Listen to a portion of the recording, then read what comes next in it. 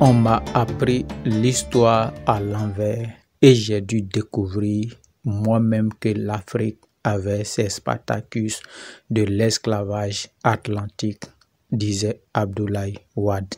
La résistance à l'esclavage. Les Spartacus noirs de l'esclavage atlantique.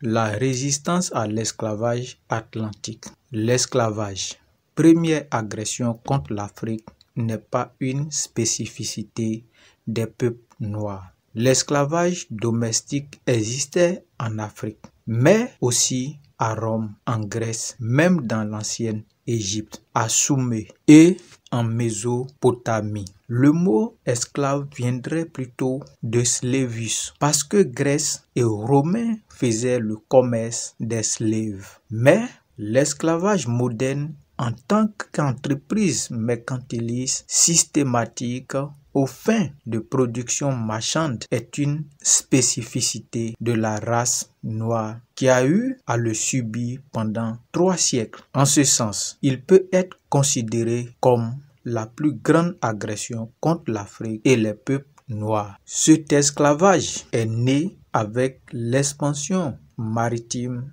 du Portugal et de l'Espagne. L'occupation territoriale directe de l'Amérique latine par les Espagnols conduisit ceux-ci à l'idée de l'exploitation des terres lointaines. Le besoin de main-d'œuvre fit appel aux Indiens puis aux esclaves nègres d'Afrique, donnant son nom au trafic qui commence vers l'année 1516. Combien d'Africains ont été transplantés pendant 3 siècles? Les réponses varient d'un auteur à l'autre. On a avancé le chiffre de 100 millions en 4 siècles. Cela est à peine imaginable. 250 000 par an. En moyenne, 700 à 800 par jour. On imagine facilement le nombre de caravanes et de bateaux qu'il a fallu à l'époque et surtout le spectacle tout au long des côtes africaines d'activités commerciales fébriles autour de la marchandise humaine. Mais 50 ou 100 millions,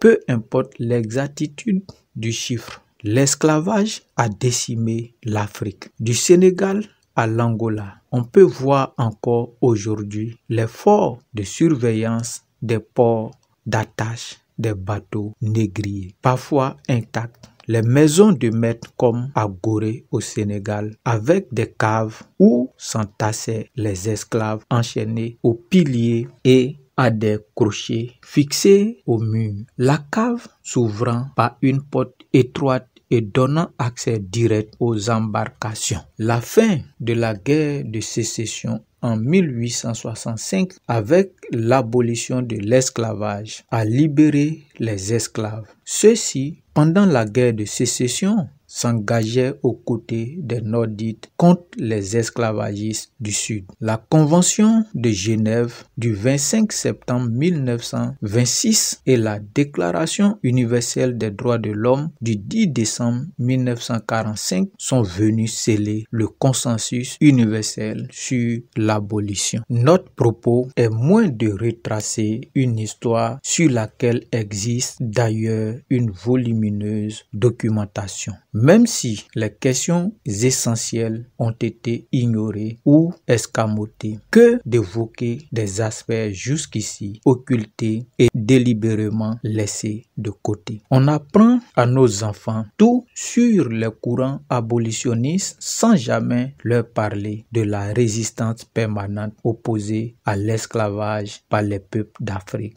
et par les esclaves sur les lieux de transplantation. J'ai eu, entre autres, le premier prix d'histoire en première au lycée. Sachant tout sur Vercingétorix et Jeanne d'Arc, mais sans avoir jamais entendu parler de résistance des esclaves, sans avoir jamais entendu le nom de héros comme le capitaine Cudjoe, le colonel Johnson, Madame Nanny, le chef Taki, le colonel Montague, le capitaine Leonard Parkinson, Jack Manson, Charles Shaw, Sam Sharpe, pour ne citer que quelques esclaves noirs qui à un moment donné ou à un autre de l'histoire des esclaves en Jamaïque ont organisé la rébellion et la résistance au péril de leur vie. Ces héros qui ont inscrit des pages glorieuses dans l'histoire des peuples noirs sont pourtant ignorés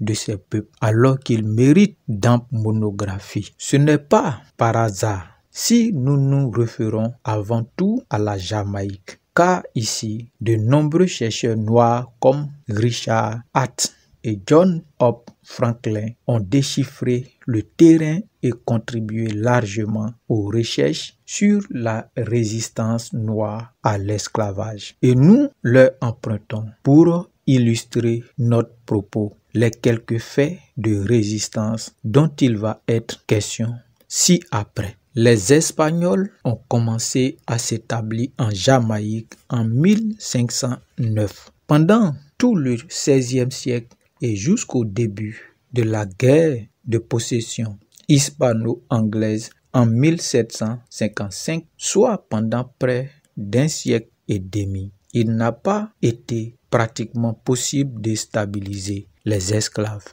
Richard Hart, dont le livre s'intitule « Les esclaves qui ont aboli l'esclavage », établit un état complet des guerres et actes les plus significatifs de la longue rébellion des esclaves durant 4 siècles, avec ses succès et ses échecs, ses héros et ses traites. Au milieu du XVIIe siècle déjà, des nègres, à la suite de nombreuses révoltes, vivaient libres dans l'île, réfugiés dans les montagnes, alors que d'autres, les armes à la main, avaient réussi à s'imposer libres et s'établir comme fermiers. C'est seulement en 1968 que, sur les indications d'un descendant d'esclaves, les autorités jamaïcaines découvrirent en pleine forêt, dans les montagnes, les ruines d'une ville disparue et exhumèrent les vestiges de Nani ville,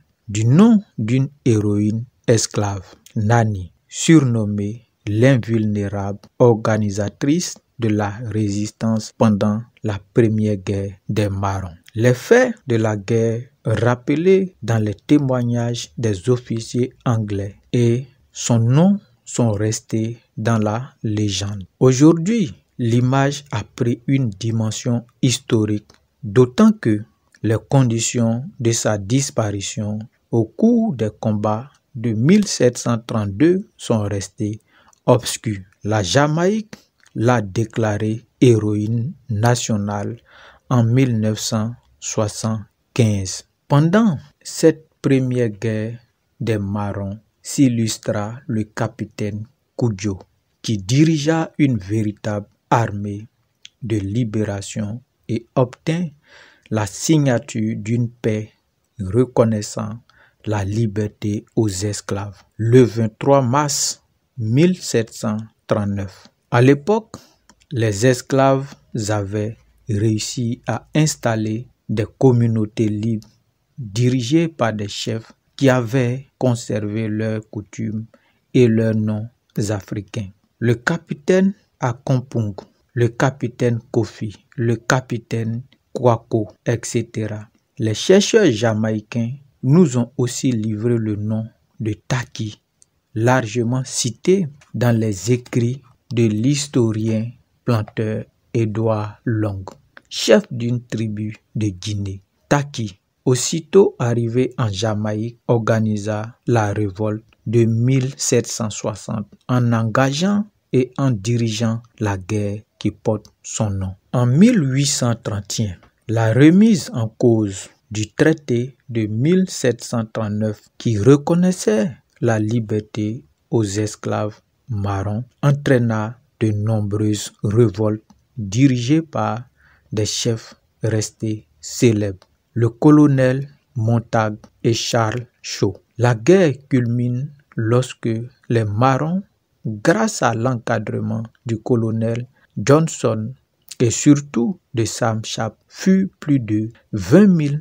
repartis en plusieurs foyers dans le pays. Malheureusement, sans armes n'ayant que leurs torches pour brûler les villes et les plantations et des machettes pour se défendre, ils furent divisés et vaincus. Leurs chefs furent fusillés les uns après les autres. À la suite de ces nombreuses révoltes, de nombreux esclaves marrons seront ramenés en Sierra Leone.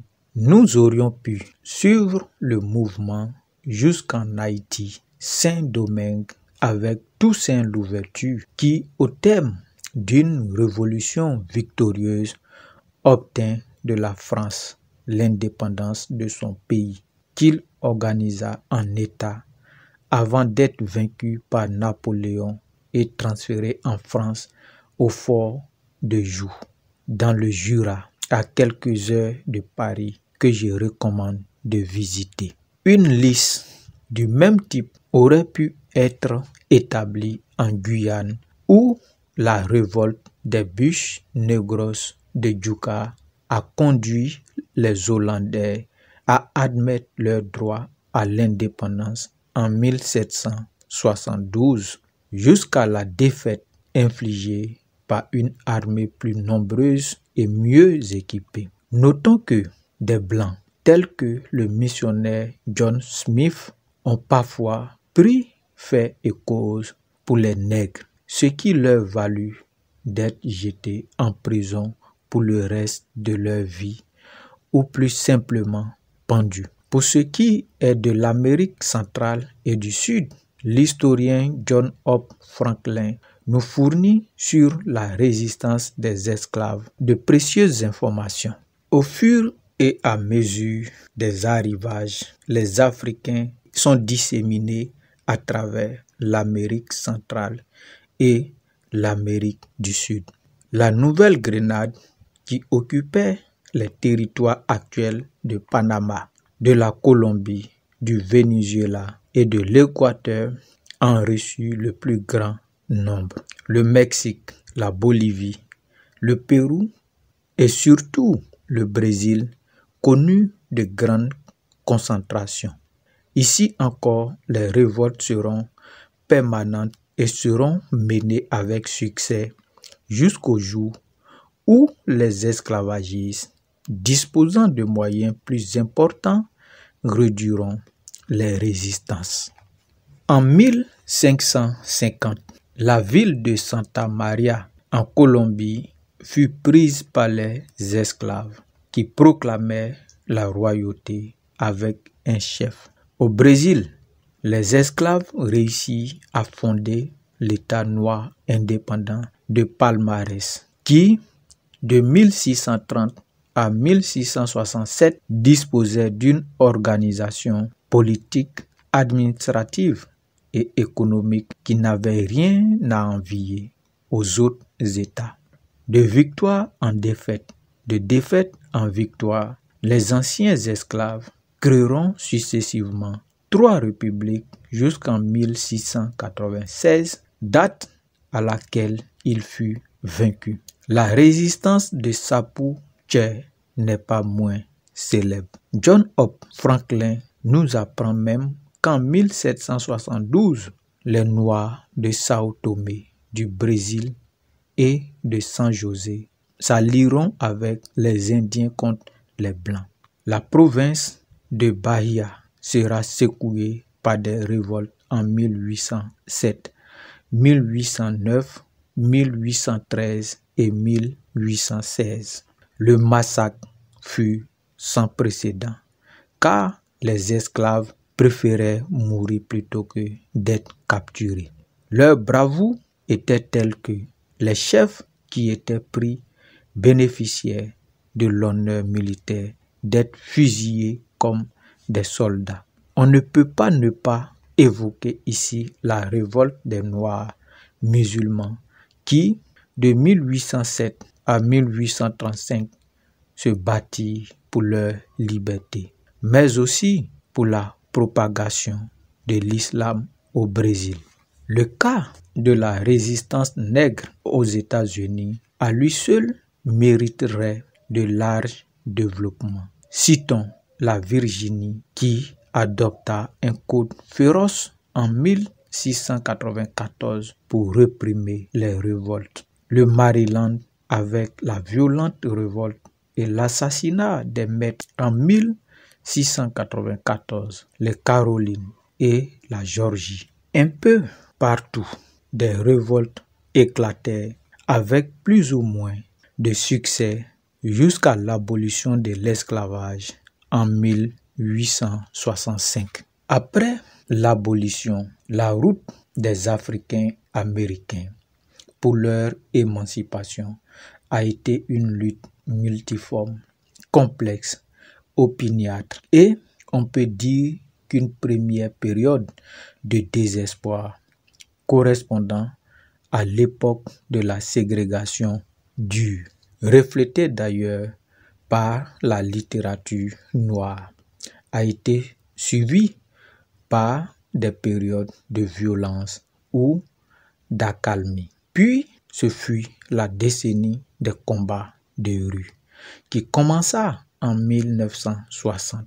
Enfin, Martin Luther King vint guide et défenseur non violent de l'émancipation pacifique des Noirs. Il organisa l'historique marche de la paix sur Washington en 1964 et on peut dire que ce mouvement général a abouti à Jesse Jackson, candidat noir à la présidence des États-Unis, soutenu par des Blancs autant que des Noirs. On ne mesurera jamais assez le chemin parcouru depuis la chasse aux nègres, les lynchages, la ségrégation. Différents documents établissent que Yoruba et Koromanti supportaient difficilement l'esclavage et furent souvent les meneurs des rébellions dans les plantations. Du reste, le Jamaïcain Sylvester William, premier panafricaniste, et Marcus Garvey, le véritable père du panafricanisme, étaient Koromanti. Marcus Garvey aurait été capturé à l'âge de 16 ans en Gold Coast, encore que certains affirment que ce serait plutôt ses parents.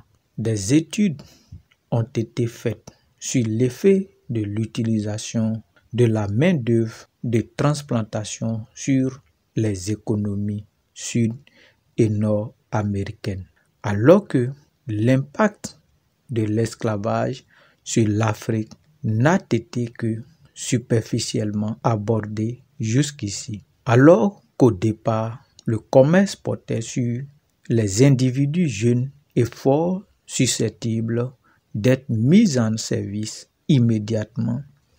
Par la suite, les planteurs ont introduit des calculs économiques de long terme tenant compte des coûts de déplacement. C'est ainsi qu'à un moment donné, la préférence de certains planteurs allait plus vers les petites filles, cependant que sur place, des méthodes de reproduction étaient appliquées comme pour un cheptel.